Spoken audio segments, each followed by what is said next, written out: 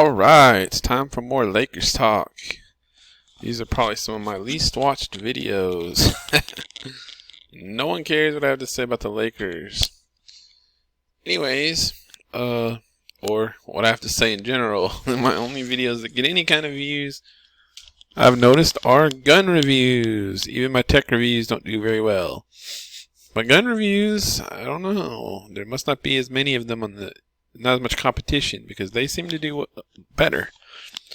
I got one with 7,000 views, and anyways. But now I'm here for NBA talk and Lakers, LeBron. If you don't know, I'm a Lakers, mainly LeBron stan. I follow LeBron from team to team. Cleveland, Miami, Lakers, doesn't matter where he goes. That's my favorite. That's who I'm rooting for. I just want him to win more titles and beat Michael Jordan for the GOAT. Anyways, big weekend for the Lakers.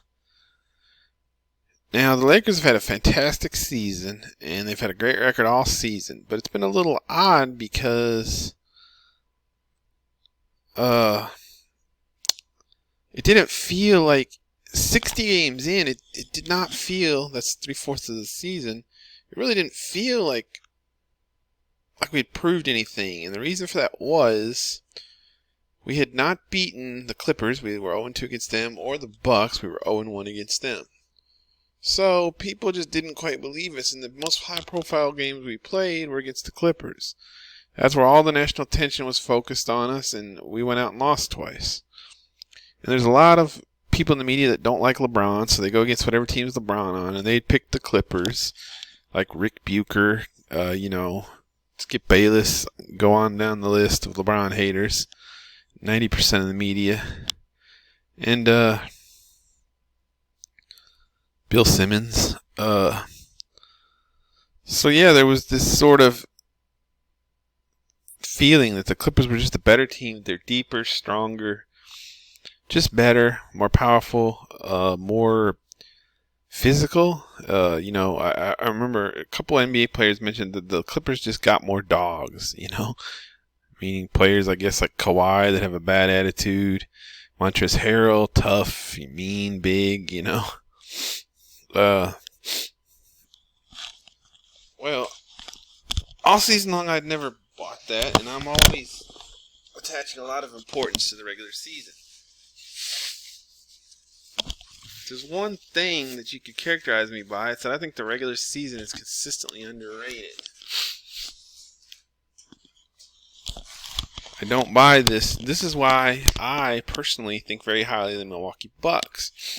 In fact, if you could tell me you can strike away one team as Lakers competition this year, one team, and obviously me wanting them to win the title, my choice would come down to the Clippers or the Bucks, as I think they're the greatest threat. I would take the Bucks, honest truth. I think we can beat the Clippers more so than we can beat the Bucks.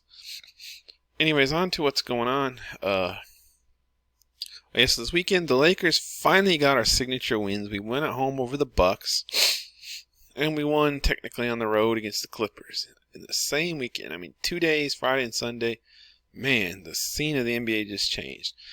Now, I've heard people say the Lakers are the favorites, and I don't know, they may be. I still don't know that I personally consider them clear-cut favorites. Before this stretch, I tried to say they were they're being underrated. I ranted and raved that the Clippers are being overrated, all this stuff, and I believed all that. But it's nice to see some proof of it, It's nice to get that regular season win over the Clippers. It's great. Because the thing that all these Lakers doubters could point to, no matter how good of a record the Lakers had, whatever, they could just say, oh, well, when the chips are down, they can't beat the Clippers. Which is stupid because you're basing that on the regular season, which one thing people don't like to do in the NBA is base things on the regular season. And I would always say, okay, if you're saying that the Clippers are title favorites because they beat the Lakers twice in the regular season, then how do you explain that the Clippers were 0-2 against the Bucks? So the real favorite should be the Bucks if you're going by the regular season, But all those Rick Bucher types never acknowledged that, So I guess the regular season counts, except when it doesn't, type of thing. I thought that was hypocritical of them. But, I mean, that's what they had. They had 2 wins in their pocket by the Clippers over the Lakers. And looking back, you can now say, heck, the Lakers had a big lead in the fourth quarter of the second game. They probably should have won that. The Lakers should probably be at least 2-1 right now, So it's very, very, very encouraging. I'm just absolutely thrilled with the Frank Vogel hire. I think I made a video about that. I think, praise God, the biggest the biggest bullet the Lakers dodged was not hiring Ty Lue and hiring Frank Vogel. That was amazing. That was great. And I think that made the season right there, because I'm a Ty Lue hater. Not as a person, of course, I don't know him. But I thought he did a terrible job in Cleveland the entire time. And, I think he's a terrible coach. And that LeBron won 1 title was a miracle, So I was so happy when the Lakers hired Vogel. And it's all working out, It's all proving out. The Lakers look amazing. They've now got wins over the Clippers and Bucks, And the Clippers, I think their undoing is going to be Doc Rivers. Everyone said, Doc Rivers has got this big coaching edge over Vogel. No, he doesn't. Doc Rivers is inconsistent. As much, I really honestly, I think I made videos about this before the season or early during the season that you can check the receipts. I always thought Doc Rivers was going to be the Clippers' undoing and their real weakness, and I still think so. I think that's why they're inconsistent. With the talent they have, they should be better than they are. And it's just thrilling to see all this being played out. Now, the Bucks still scare the crap out of me. Like I say, I'm very afraid of them. It'd be wonderful. I wish somebody would knock them off before they get to the finals. But anyways, I will say that I'm kind of glad Kawhi didn't sign with the Lakers, because it's made this season so much more interesting. Like, that would have practically guaranteed the Lakers a title, and it just would have been kind of boring. Although Milwaukee's playing so well, you still could have had some drama there. But, if LeBron's title almost wouldn't have counted if he won one with Kawhi, people would have been, it would have been just, it just would have been kind of just bad. As much, I sort of wanted Kawhi to sign with the Lakers, but I'm kind of glad he didn't too, because now you have all this drama, and it's really an interesting season. You have the Clippers set up as the arch enemy, the anti-LeBrons, because that's what the league revolves around, is LeBron, and so it's entertaining. And part of me is glad Kawhi didn't sign with the Lakers, because if he had, he would have gotten all this, LeBron's just stacking the deck, all this nonsense, But it's okay for Kawhi to go to a great Clippers team, bring Paul George with him, It's okay for Kawhi last season to go to a Raptors team that won like 60 games the year before he got there, and that lucked into a title by, got lucky beating the 76ers, got lucky beating the Bucks, a couple bounces here and there, either of those series go against them. And then they beat the Golden State in the finals without KD and Clay. I mean, give me a break. Or was it Steph? I think it was KD and Clay. I know it was KD, and I think it was Clay. I'm already kind of fuzzy on that. So what kind of title was that, You just needed the 2 best players on Golden State to get injured. And you needed a lot of luck. And you already joined a great team that I think has a better record this season without Kawhi than they had with him. Now, I'm not saying they're better without him, because he is a superstar. And I think there's a lot of teams in the East that kind of lack that superstar. I put Boston in that category. No matter how much annoying Bill Simmons keeps trying to make Jason Tatum happen, he's just not happening. He's a good player, but he's not a superstar. Yet, anyway. I guess he's young enough so he could turn into one. But just watching him play, I don't see it. I don't see the body type being awesome enough to be a superstar. But, so, to me, you've got a lot of teams in the East that are really well coached, or at least 3 there, that are really well coached and tight units, play good defense, play hard, hustle. I'll just cursor over them up here. But I don't think they have the individual talent, the superstars, to do it. And those are Toronto, Boston, Miami, all very similar in that way, All hustle, all coached well, all play hard, do the right things, come at you in waves, have a lot of good wings, but they just don't have that superstar. That's been the case with the Celtics year after year after year recently. The Raptors before Kawhi got there. And I think you can probably even leverage the same type of thing against the Bucks. They just have the lone superstars. Their problem. Where a lot of these other teams have more. Now the 76ers, I always think, are one of the more dangerous teams in the East, regardless of their piss poor record, because I think they have the talent. The 76ers have those superstars that, let's say, the Celtics and the Raptors just don't. Now the 76ers look terrible, and so you can't discount that. So I don't discount the regular season.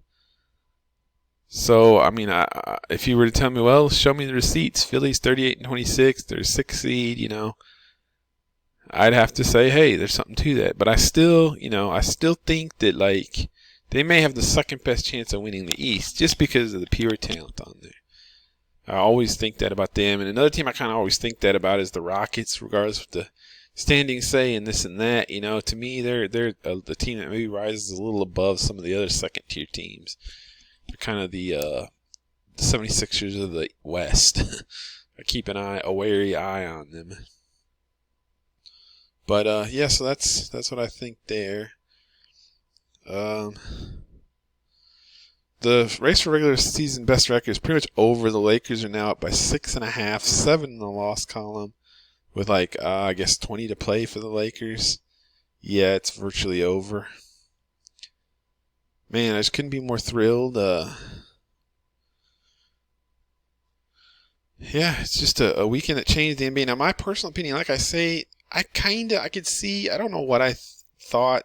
It's a lot hard for me to really have an opinion sometimes. But I kind of thought the Lakers I could say that they were in the top 3. I could say it was Clippers, Lakers, and Bucks. We're right there. Now, which of those was best, I don't know. And maybe I could even in some ways consider the Lakers to be third in that group. But now, after these 2 wins, to me it just legitimized that they are 100% belong in that group. And I don't know if I consider them the favorites. I probably do. I think they've become the favorites. I'll agree with that. But, to me, it just totally legitimized that they're one of those top 3, if not the number one of those top 3, It totally legitimized them. So, yeah, very, very happy about that. And, all this Lakers season boils down to is somebody said before the season, I keep remembering this, they said, hey, don't overanalyze this. The Lakers are going to be really good because remember, well, I'll get to this point in a second, but they said, Lakers have LeBron, AD, and shooters. Don't overcomplicate. They're going to be really good. And and I've been thinking the whole time, you can just shorten that to they have LeBron and AD, Shooters are nice, but you can almost just say they got LeBron, they got AD, they're going to be really good. But there is some revisionist history going on, like people acting like, oh, everybody expected the Lakers to do this. This is nonsense. We didn't know. There was a good amount of uncertainty coming into the season.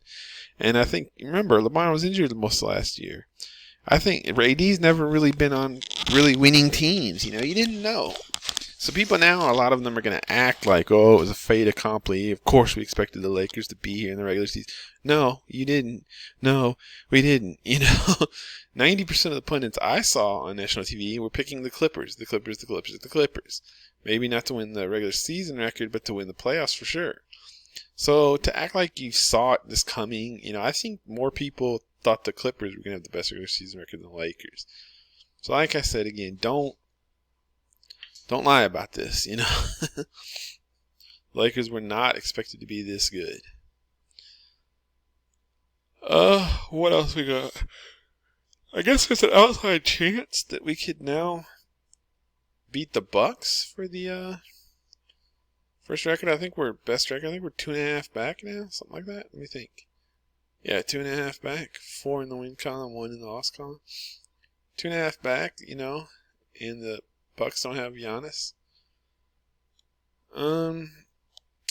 Like I said, the rest of the regular season, these last 20 games here, are honestly going to be pretty much of a romp at this point. 6 and 7 up in the loss column with 20 to go. We're not going to lose the first seed. I'd like to see, LeBron and AD rest a lot, but I know LeBron won't because he likes to pad up those stats, which, fine. To me, the thing is, you're a basketball player, you play basketball, that's your job. Maybe cow load Leonard doesn't understand that. But you know what I mean? If there's a game to be played, you play it, The same reason like Steph Curry's coming back from his hand injury now, and it's kind of like, well, why in the hell are you bringing him back when you're obviously tanking? It's like he's a basketball player. It's his job to play basketball, period. So yeah, that's what I've got to say about the Lakers. Let me look at their stats here and discuss what's going on. Kuzma has been a big disappointment all year, but it's hard to say that when you're winning, but he hasn't been that third star. But, I mean, we're winning, so what are you going to do, It's kind of like, he's not the third star, but we're winning, so everything worked out, I would like us to shoot a better 3-point percentage, which we have not been doing. Looking at some of those stats, Kuzma just at 29.9. Bradley and KCP. KCP's been great on the three, 39.6. Danny Green, 37.6. Our overall percentage, 35.4. Kind of middling. I think Markieff Morris was a good get. I think the deadline, at the point where there was a point there where I thought Clippers, oh man, they got Marcus Morris, they got Reggie Jackson. I was getting really worried, and I was mad because it seemed like the league always stacks against LeBron. But then the front office did good, and they turned around and they got Markieff Morris. So I think that was a good move to add some toughness, and I think he's just as good as Marcus Morris. May have been more what we needed because he's more of a wing, but still, you got some toughness, and probably in a lot of ways Markieff is the better player between those two. Now he's not necessarily the better player for what the Lakers need, aka 3-point shooting, those kind of things. But I saw advanced stats place on Twitter that rates players, and in a lot of categories, they had Markieff as the better player. Like, yeah, Marcus was rated higher in perimeter shooting. Markieff was just rated higher in, like, pick and roll defense, finishing at the rim, all these different categories. Overall, it seemed like Markieff took a lot more categories than Marcus. So, like I said, I like it. It added depth, and we only got rid of. I hated to see Boogie Cousins go at the time now. But the thing is, I'm not in the training room. I don't know where he's at. The Lakers probably know something I don't on that one, They probably knew that, hey, this guy looks terrible, or hey, this guy's injury's not progressing. He's not going to play this year. I'm going to have to take their being inside the team knowing more about it than I do, And,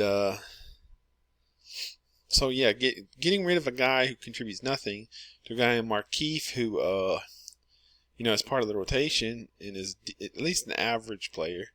And that's what we need. We need more average players, We have great players. We need more average to maybe even slightly above average guys to come off the bench and start whatever. We need more depth like the Clippers have. And so I think Markieff is big, to go from somebody, a roster spot that doesn't contribute at all in Boogie, to somebody who contributes in Markieff is definitely an upgrade. And then you can move on to, then we got, what was his name? Dion Waiters. And I like that move too. I saw like Nick Wright on TV was big about, you got to get J.R. Smith. You got to get J.R. Smith when it seemed like he was down to J.R. or Dion. And his big thing was J.R. has pressure experience. He's been in those Game 7s. That's all you need to know. This is guy's like one of the last guys off the bench, so he's not going to play much. If he does, you've got to have that guy. I disagreed the whole time because I think Dion Waiters is kind of like a mercurial talent who can really explode, To me, I'd rather have that. I'd rather have...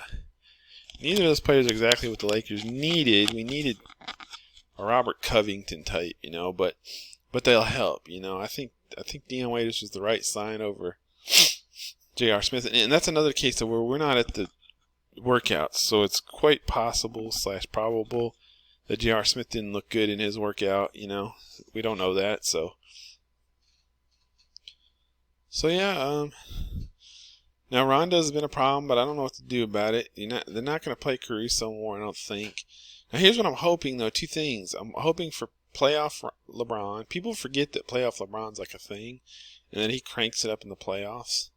Second thing is that Rondo, there's a playoff Rondo. Now, I believe in playoff Rondo a lot less than I believe in playoff LeBron, but I'm still hoping for it, So it'd be great if we could see playoff LeBron and playoff Rondo, And, of course, we're going to see playoff LeBron, I think. Now,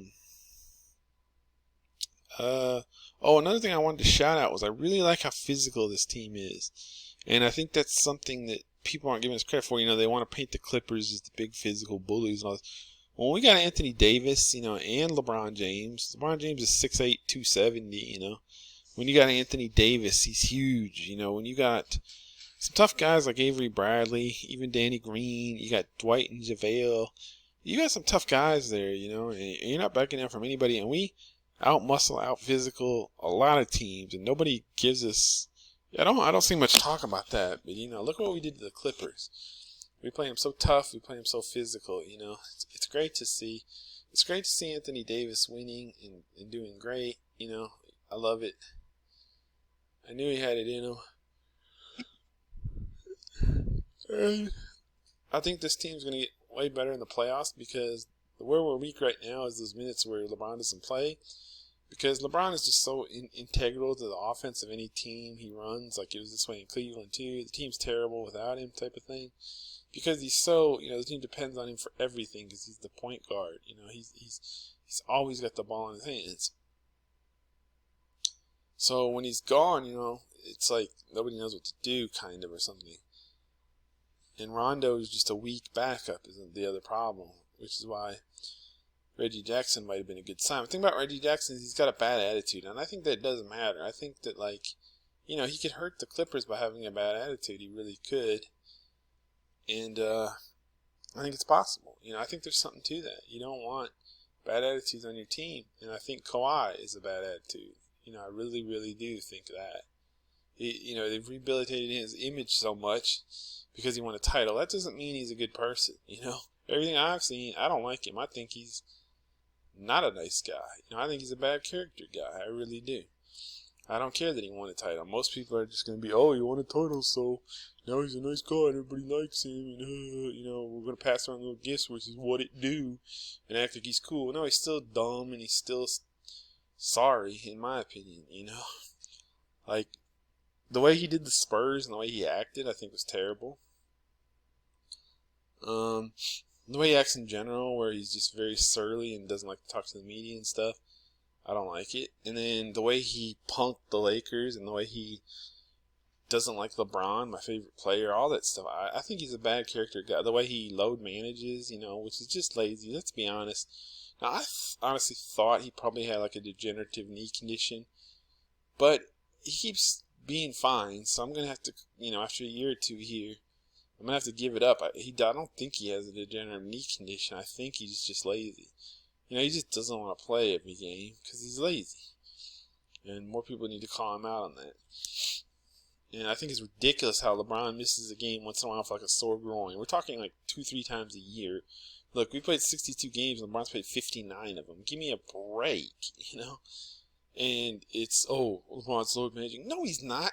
That's just a difference between a nagging injury that sidelines you every now and again in a back-to-back or something when you're 35 years old, and what Kawhi Leonard does. A huge difference. But the media hates LeBron so much. Every time he misses a game, I see these snide little headlines about how he's load managing. It's not load management, you goobs, Oh, what a just travesty the media is. And anyway, so that's pretty much, all I got. Playoffs are going to be a lot of fun, and the Lakers look to be in great position.